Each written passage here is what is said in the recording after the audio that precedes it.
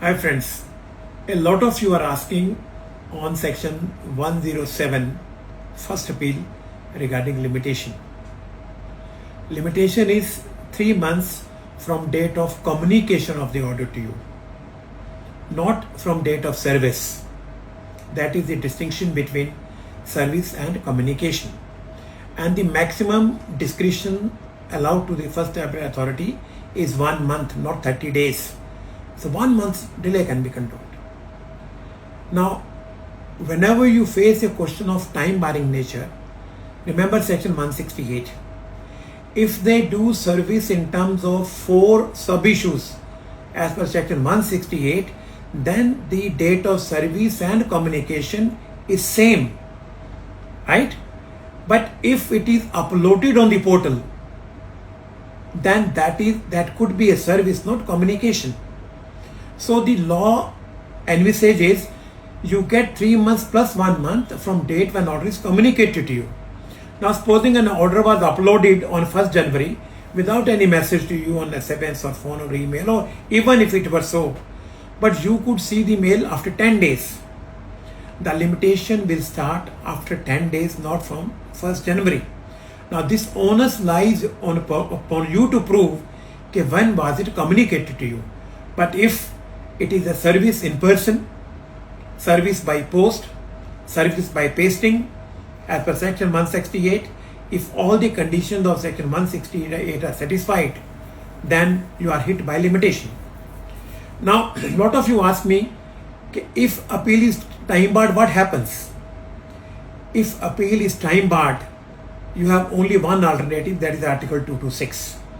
Because even when you go to tribunal under 1112(1), tribunal has no scope except to see whether the dismissal of appeal as time barred by the FAAA was justified or not justified. And even for filing an appeal in time barring cases, you still have to make a mandatory deposit of 10%, because this is the precondition of filing an appeal before the tribunal. Now supposing you lose in tribunal also, then there is no way out except to go in Article 226.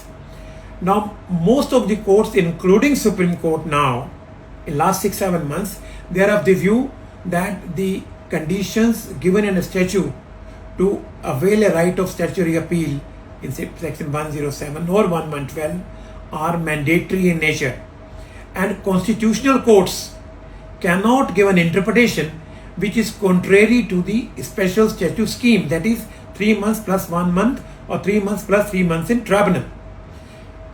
Article 226 you can invoke only in 3 exceptional circumstances. If the order was completely without following due process of law, that is the principles of natural justice, or the order was without jurisdiction.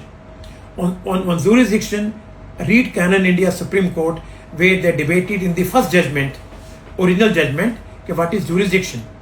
And third, if there is a defect which is fatal to the order, supposing order is not signed, or order was supposed to be passed under central, is passed under local. I think these are the only 3 special circumstances where we recommend going to Article 226. But high courts, except on these 3 grounds, including Supreme Court, will not give you any relief on limitation. Financial constraint is no ground for bypassing the limitation. Supreme Court day for yesterday has endorsed a High Court judgment dismissing the petition as time barred limitation for the appeal, except it has says you go back, file first appeal, make the mandatory deposit within 4 weeks, and you avail your right of appeal. Therefore, it is right at the beginning you have to decide what is the litigation strategy you need to adopt. Whether you want to go to 266 or you can even go to Supreme Court, the choice is yours. What kind of money you have to give it to lawyers, you give it. Therefore, do not let your orders go time barred on any pretext. Don't give hope to your clients that we will manage. You cannot manage. Tell the client is 10%, buddy. You have to deposit money of 10% of tax amount.